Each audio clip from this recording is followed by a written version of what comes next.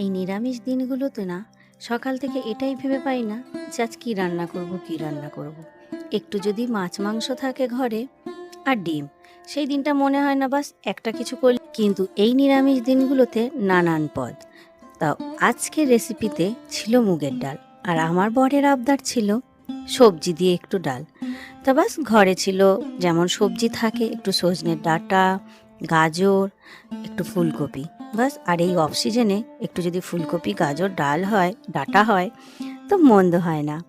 তো আমি ডালটাকে শুকনো কড়াইয়ে একটু নেড়ে চেড়ে নিয়ে ভালো করে ধুয়ে প্রেশার কুকারে দুটো মতন সিটি দিয়ে রেখে দিলাম। আর এদিকে এই যে তেল দিয়ে ওই কড়াই ফুলকপিগুলোকে একটু ভেজে তুলে নিলাম।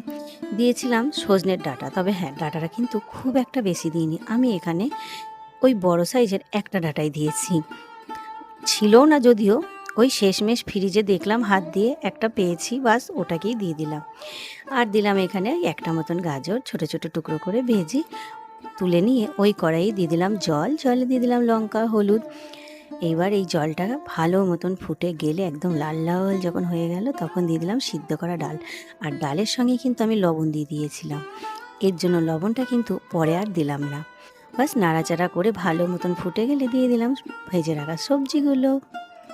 আর এই ডালটা খেতে মন্দ লাগে না, তবে আমি এখানে খুব যে ঘন করেছি তা কিন্তু করিনি, একটু পাতলাই করেছি। নামিয়ে কড়াইয়ে আবারও সামান্য তেল দিয়ে তাতে 1 চামচ মতন ঘি দিয়ে ওই দিয়ে দিলাম 1/2 চামচ মতন পাঁচফোড়ন, তেজপাতা, শুকনো লঙ্কা, বাস।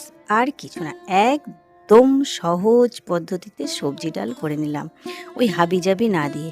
আর নিরামিষ দিনে এরকম যদি ডাল হয় না, আর সঙ্গে একটু ভাজা বা বলতে পারো একটু তরকারি বলতে পারো, বাস এক পদেই হয়ে যায়। আবার কি, তবে হ্যাঁ, নিরামিষ দিনে কী রান্না করব কী রান্না করব এই ভাবনাটাই হয়ে যায় ভীষণ কঠিন, আমার জন্য তো একদমই কঠিন। তো কেমন লাগলো রেসিপিটা অবশ্যই একটা ছোট্ট কমেন্ট করে জানাবেন। আর ভালো লাগলে ভিডিওটাকে লাইক, শেয়ার, বাই বাই।